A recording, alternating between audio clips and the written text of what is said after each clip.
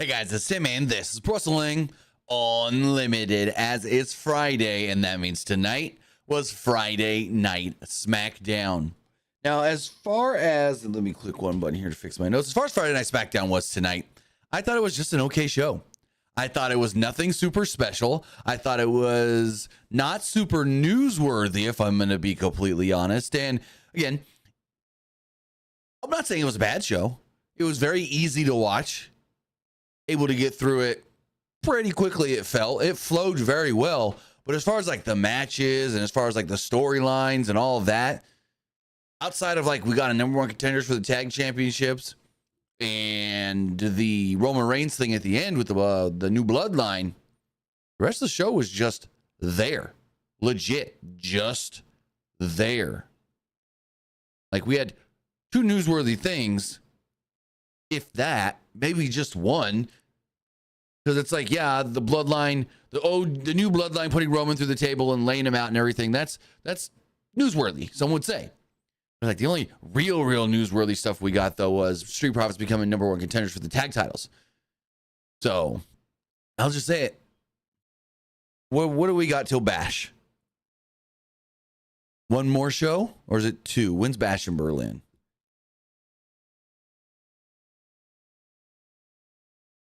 We have two more SmackDowns. So we have two more SmackDowns to really build this stuff up.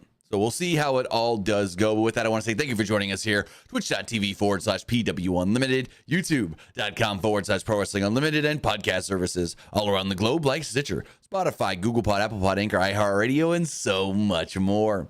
Remember, if you are watching live on Twitch, you can help us out a couple of different ways. You can either help us out by hitting that donate button down below or by donating Twitch bits in the live chat.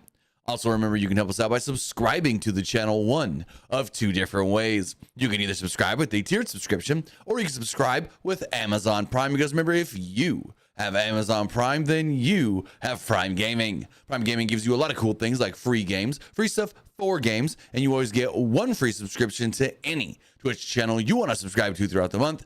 And I'd greatly appreciate it if you did right here for Wrestling Unlimited. Also, remember, head over to YouTube and help us out over there. Hit that subscribe button. That way you know when we post new videos. That way you know when we go live. And that way you know when we post to the community tab. Hit that join button to become a channel member. Becoming a channel member really helps out the channel. Even if you just do it at the $1 tier, whether that's on YouTube as a channel member or patreon.com/PW Unlimited. And finally, to get your comment, question, or concern read live on the air, you can do so by donating a super chat in the live chat. And finally, head over to the Epic Game Store. Head over to the Epic Game Store and buy something. Whether you're buying a new game, whether you're buying an old game, whether you're claiming the free games or getting bucks for Rocket League, Fortnite, or Fall Guys, use our code PW Unlimited at checkout and you will be supporting us at no extra cost. We got the new Absolute Doom season right now in Fortnite, which is awesome. I've played a little bit on stream earlier today. Gonna be streaming more of that soon as we're done here. Twitch.tv/TimmyBuddy. So if you're gonna get the new season, if you're going to get that battle pass, put our code in on the item shop, PW Unlimited. It's right here. Again, it's PWUNLIMITED. Whether you're getting the new Absolute Doom season battle pass, maybe you're getting some of the new Star Wars skins, maybe you're getting the X-Men skin, use our code. Only takes a couple seconds to put it in on the Epic Game Store. Maybe you're doing it on your PlayStation, your Xbox, your PC, your mobile device. Use our code PW Unlimited at checkout to support us at no extra cost.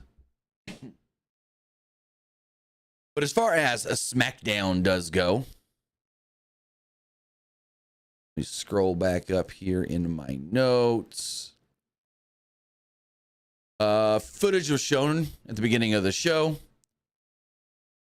of the Bloodline and their stuff from last week. We then see Solo Sikoa walking into the building. Tiffany Stratton was already in the ring, flanked by Pretty Deadly for Nia Jax's championship celebration. This was campy and cringeworthy, and I wasn't a big fan. I'll just say it. Nia coming out like Bayley at WrestleMania, being carried and whatnot because she's the queen. That was pretty cool. But correct me if I'm wrong. Nia's crown gets bigger and faker every week, taller, and looks more like tinfoil every time we see it. Weird, at least to me. Stratton introduces Jax, and Jax makes her illustrious entrance to the ring. Jax was brought out by men carrying her on a throne. The ring had pink balloons, well, pink, white, bunch of unicorn balloons and everything. And Jax gets on the microphone and was like, you shouldn't have done this. Like, you really shouldn't have. And she says something about it being pink. And Tiffany said that she just wanted to give back to Nia because they're besties.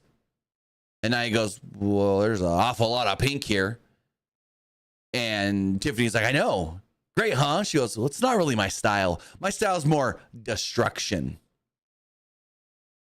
And so she's like, not really liking any of this. Nia, that is. Then Pretty Deadly starts to sing and dance, and this just gets weird and stupid. And they do the ode to the queen. And then out of nowhere, Michin just shows up and attacks everybody with kendo sticks.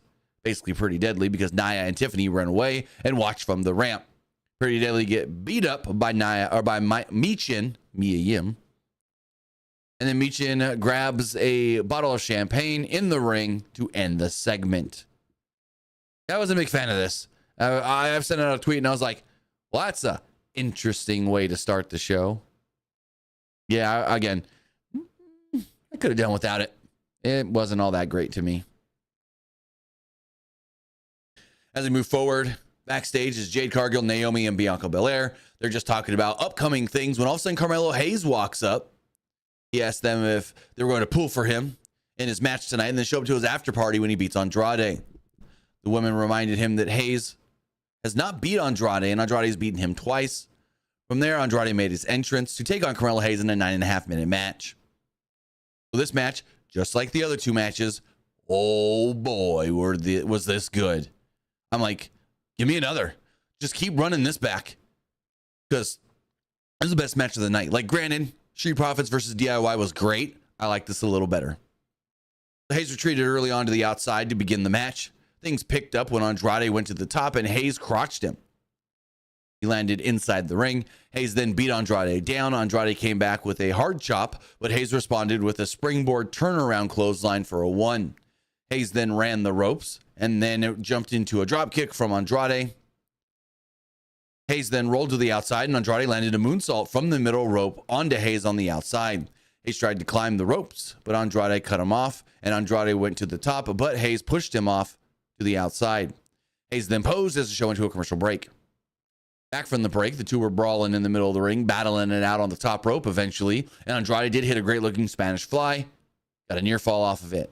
Andrade then got the audience all hyped up and ran into a super kick from Hayes. Andrade, though, came back with 2 superplexes, only to have Hayes counter a third attempt and turn it into a cutter for a 2. Hayes then went to the top, but Andrade moved. The two traded pin attempts, and Hayes hit a knee to Andrade's head. Andrade came right back with a very good-looking back elbow and another good-looking one for a near fall. The crowd chanted, "This is awesome," and boy, was it. This was awesome. Andrade then went to the top and missed a moonsault. Andrade then went for the messenger, but Hayes countered it with a roll-up and actually just pinned him. Just pinned him. So it's like, yeah, Hayes did get the win, but it's like he didn't get a decisive win over Andrade. He caught him. He got the flash victory. So it's like, okay. Hayes then gloats afterwards. Andrade tried to leave the ring, but Hayes pulls him back in, and the two kind of brawled on the mat. Officials ran out to separate them, and you go, oh, we're getting another one. We're getting this again, and I can't wait. Fans in the crowd were chanting, let them fight. These two have great chemistry together. These two are so good in the ring together. Just let them keep going. Give me a best of 7. Like, we've already gotten 3. It's 2-1. Be like, you know what? Best of 7. Sikoa was shown backstage. Him and Tama Tonga. No other members of the bloodline.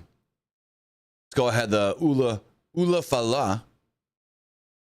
Tama Tonga said he would rip Roman Reigns apart later tonight.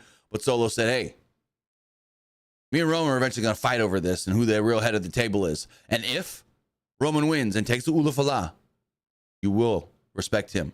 You will call him your tribal chief. You will acknowledge him. And I like this. I like this about Solo. Solo's like, hey, I'm the tribal chief now. Roman had his shot and he dipped out, so I stayed here for the family. But he wants to fight me for it and wins. We have to respect that. So I really liked the way that went. And I have a little theory here. Everyone's always like, how can Solo say he's the head of the table? How can Solo stake that claim? I think the one thing he just needs to say, which I don't think he has said yet, is Roman lost at WrestleMania and took his ball and ran. Who stayed here to keep the family name going? Who stayed here to keep the bloodline going? Who stayed? Solo, not Roman. But Solo hasn't said that yet. So hopefully he does eventually say that, because that's the one big thing of why Solo can stake the claim of the tribal chief now. Because Roman ran away when he lost. A tribal chief doesn't run. He stands up for his family and his tribe no matter what, win, lose, or draw. Let's go ahead the Ulufala to his face to end the segment. And then Naomi came out for her match with Blair Davenport. There was a video profiling Giovanni Vinci. And I'm like, okay, cool. Those matches went almost 7 minutes. It was just a nothing happening match. Right before the match starts, they show Roxanne Perez, the NXT Women's Champion, in the crowd because they're in Orlando. Davenport pushed Naomi to start the match, and the two brawled. Davenport went for a clothesline, but Naomi slid through it and hit a rear view. Davenport rolled to the outside. Naomi followed this up and landed her split-legged splash onto Davenport. Naomi threw Davenport back into the ring and climbed to the top to hit a crossbody for a 2. The show then went to a commercial break. Give me 1 second. My microphone keeps dropping on me. Let me tighten this thing. Let's see if that helps. For some reason it keeps like slowly lowering on me. Anywho. When we come back from the break, Davenport had the control, hitting a backbreaker. There was a clunky little spot here, but ultimately Naomi did take Davenport down with the head scissors.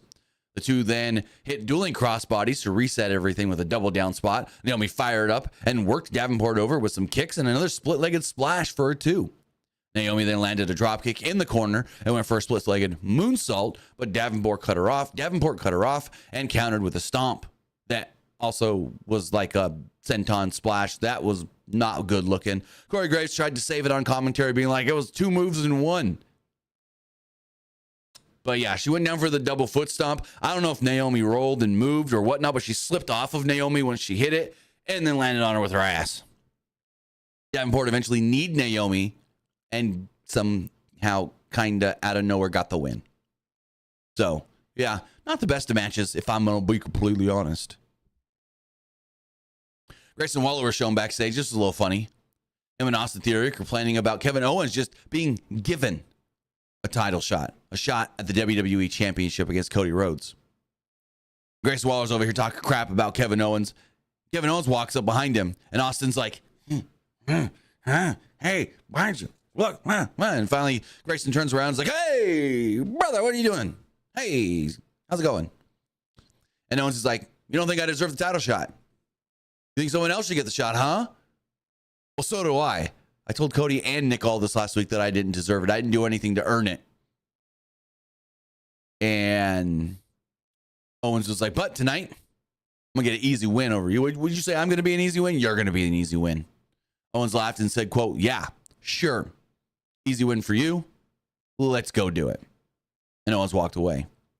Then we got a graphic and a video package honoring the passing of Afa Anoa'i of the Wild Samoans. Unfortunately, he did pass today. There were some conflicting things yesterday. His son had posted something that, when reading it, kind of sounded like he had already passed. But then his daughter came out and was like, no, my father is still fighting. He has not passed away yet. Please, correct course with what you're reporting. And then today she did come out with a lengthy statement about her father and the passing of her father. We do want to send our deepest condolences to the family, friends, and fans of Afa Anoa'i. NXT champion Ethan Page was shown in the crowd before the Kevin Owens Grayson Waller match that went 4.5 minutes. Honestly, it went 4.5 minutes, and I felt like that was even too long. It felt stretched out at times. So Owens jump-started the match with the running kick early, but Waller tried to come back to no avail. Owens set up for a cannonball in the corner, but Waller rolled to the outside. Owens went to the outside and clotheslined Waller before throwing Waller into the barricade. Owens chopped Waller and rolled Waller back into the ring and then started yelling at Austin Theory. Theory yelled at Owens, and Waller attacked Owens and set up a chair and sat on it. He actually in the crowd. Like Waller's trying to hype the crowd up for himself. Then he just sat down and was like, "Hey, I got some time to buy." Where was I? Owens then came right back though from behind. He did the Keith Lee spot where he rises up from behind something where you can't see him at first. It's kind of funny. And dragged Waller from the crowd over the barricade back into the ringside area. But then Waller got up, punched Owens, and threw Owens into the ring post and hit a DDT on the outside for a 2 back in the ring. Then we go to a break. Come back. Waller went to the second rope and hit an elbow on Owens for a 2. Waller set Owens up for a superplex, but Owens fought out of it and landed a swanton for a 2. Before long, Waller went for a rolling move on Owens, but Waller rolled into a stunner. Owens fired the crowd up, landed a pop-up powerbomb, and pinned Grayson Waller to pick up the victory. Afterwards, Owens threw Waller outside and ran Waller into the prime cart, the hydration station. Owens lifted Waller up, but Theory made the save. From there, Waller and Theory tried to get their revenge on Owens with chairs when out would come the WWE champion, Cody Rhodes. Cody would run down to the ring, title in hand. The Grayson Waller, or A-Town Down Under, I guess you would call him, scattered basically. Cody scared them off. Owens and Cody beat him up. And yeah, they stood in the ring together, looked at each other, and then Kevin had the belt and handed it to Cody. He picked it up because Cody dropped it. Man, nothing happening stuff. Just whatever. Like, I don't even understand why they're doing Kevin Owens challenging for the belt. It's like Cody came out last week and just like, I want to defend against you. I want to thank you for helping me. Like, what? Okay, then. Kill. Sure. Whatever. So Sikoa was shown backstage. He spoke to Tama Tonga again. Sikoa said tonight, Roman needs to acknowledge him. And the crowd chants OTC. Titus O'Neil is then shown in the crowd. They hype up his new book coming out. And we get an interesting video from Legado del Fantasma, one of their dinner videos. Santos said that Berto and Angel are becoming complacent. They think that things are just going to be handed to them. But no, you need to earn things. And next week, he's going to earn the United States Championship when he beats LA Knight for it. Escobar then toasted, saying that he will take that piece of trash and send him back to the trailer park once he came from. Santos then said, quote, with everybody saying, Escobar. And everybody on cue said, see. And then out came LA Knight to probably the biggest pop of the night. Like, holy crap. It went LA Knight, and the crowd lost their mind. One of, if not the biggest pops we get every single week on both Raw or SmackDown. I'll say it right now. When LA Knight's music hits and he walks out, his pops rival Cody. LA Knight may be the most over babyface in this company right now. LA Knight comes out and just hypes up the crowd, basically. Not much to it. Knight talked about how Escobar is doing, trying to be like him. Knight was like, hey, I look like one hell of a dinner to be at. But next week, the nation's capital, I'm going to retain this title. Knight said that he doesn't have time to be worried about Escobar. And next week, he will put Escobar right down on his ass. Knight then closed it out by saying, L.A. Knight, hey, yeah. So we go backstage, and Meechin was coming out of Nick Aldis's office. Piper Niven and Chelsea Green approached. Chelsea said, hey, I want to commend you for going out there and messing with that celebration. I thought about doing it myself, but that whole thing was so cheesy, I just couldn't stop laughing at the train wreck that it was. So you went out before me. And Meechin's like, well, good thing I had that idea before you went out there, because I just got myself a title shot. And Chelsea's like, what? What? She was banging on the door. Nicholas, we need to speak. And so Meechin's getting a shot next week at the NXT, or not the NXT, the SmackDown, the WWE Women's Championship. And speaking of the women's champion, she appears here, shoving Michin into the door. Starts yelling at her when Nick Aldis walks out, and he's like, Nia, get in my office now. And Nia's like, hey, I'm good. Yep, okay, cool. Guess maybe Aldis was going to reprimand her or something. Trick Williams is shown in the crowd before we get Street Profits versus DIY in a number one contenders match to determine who will challenge for the tag team championships next. Again, great match. I think, in my opinion, I did see some people on Twitter and threads say that this was their match of the night. I think just slightly the Carmelo and Andrade match was a little bit better. Ford and Gargano started things off here. Lots of reversals early on. Missed moves as well and counters. The two then shook hands after a little bit of a stalemate. And then Ciampa and Dawkins tagged in. Dawkins gained the upper hand and tagged in Ford again. Dawkins flipped Ford onto Ciampa. And a double flapjack took down Gargano, who ran right in. On the outside, Dawkins ran over Ciampa, and the Profits celebrated outside the ring. Ford then said, we'll be back after these messages for another beatdown. As the show went into a commercial break. Excuse me. The show did come back, and Gargano did have control, taking down both Profits. Gargano hit a spear on Ford for a 2. Ciampa tagged in, but ultimately things did break down, and both Profits slammed Ciampa for a near fall. Dawkins tagged in and went to the top, but missed a swanton.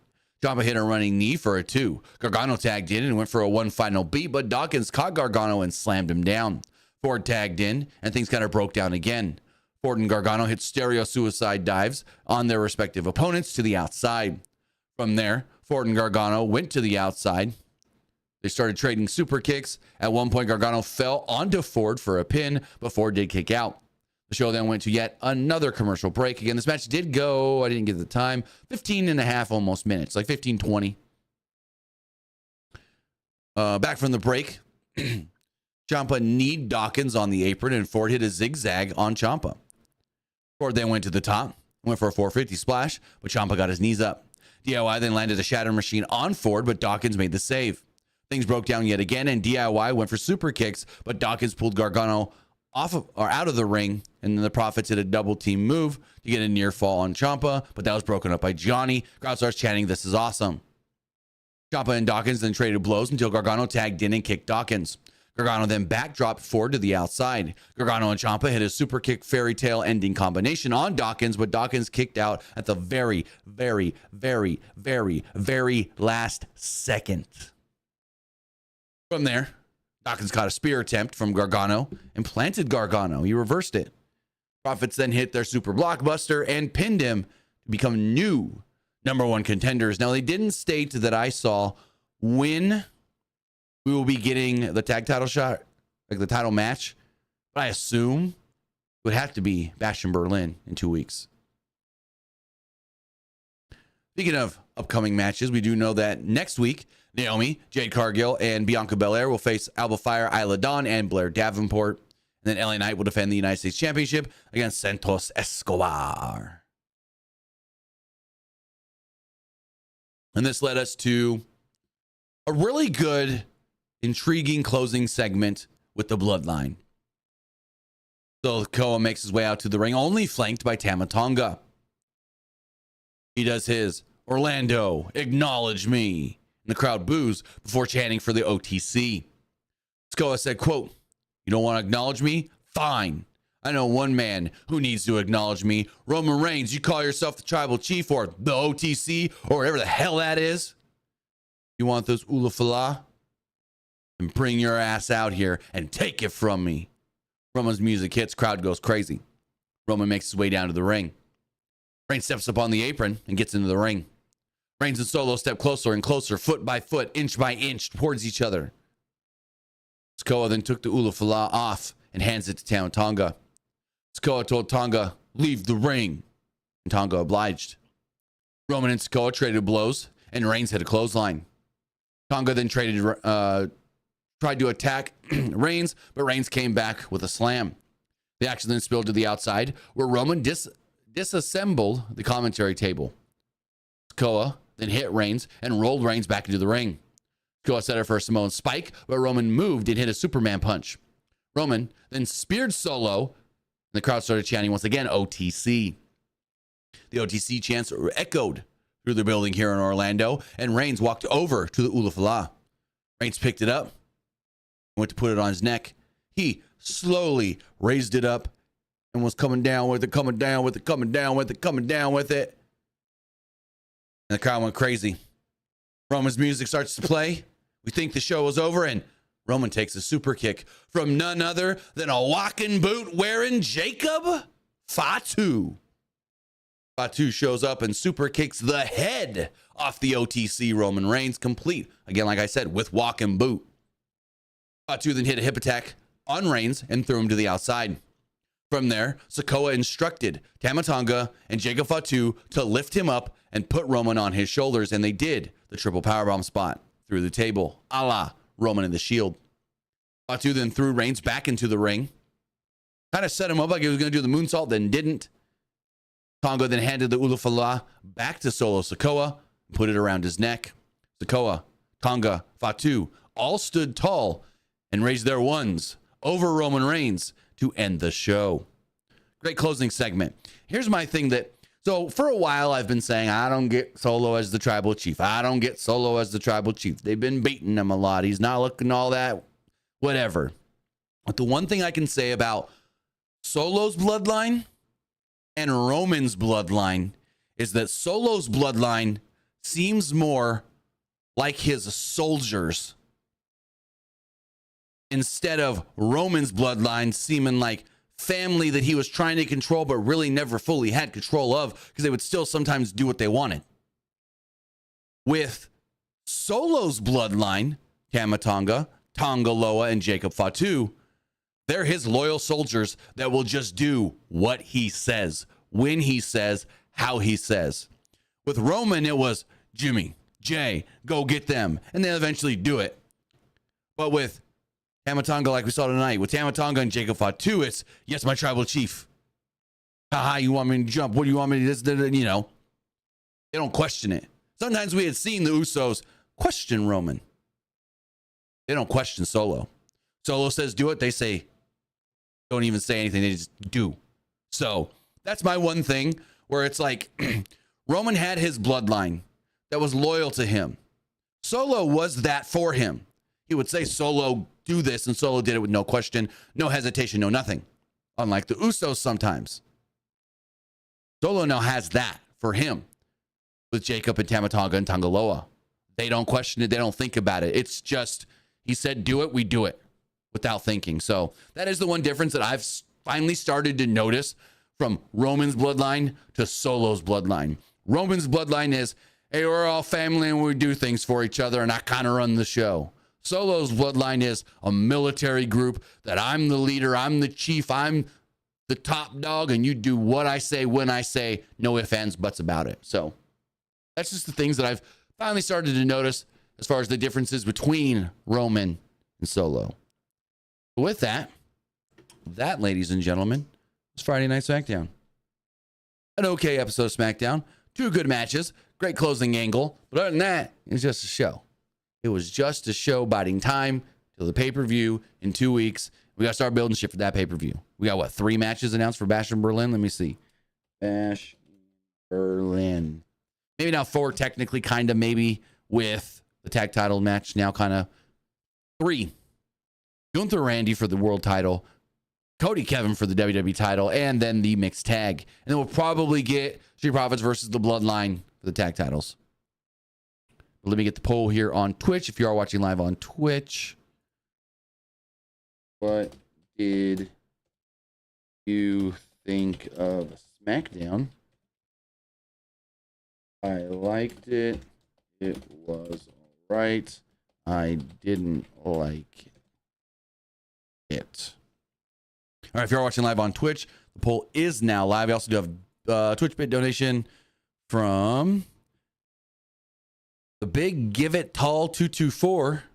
Says, yeah, they're all giving a Bad Boys, Ruler, and Lawbreakers as a faction. I see that. Yeah, kind of. I like that analogy.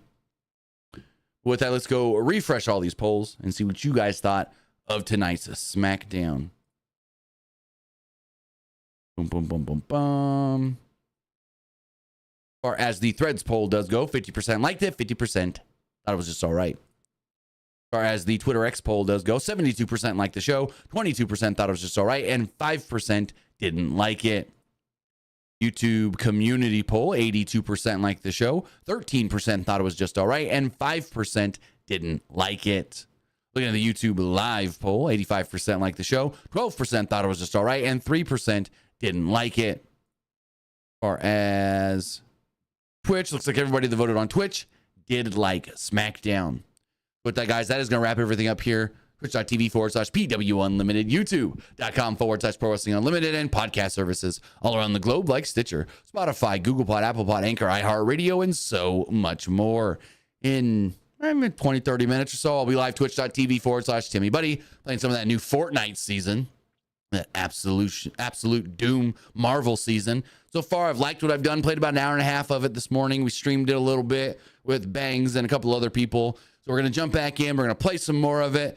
We're going to just progress through that battle pass and get everything we can done because I'm really liking this new season of Fortnite. So join me over there. Again, that's twitch.tv/Timmy Buddy. We're going to have some fun. With that, guys, have a great night. Have a great weekend. We'll see you next time. Have a good one, guys.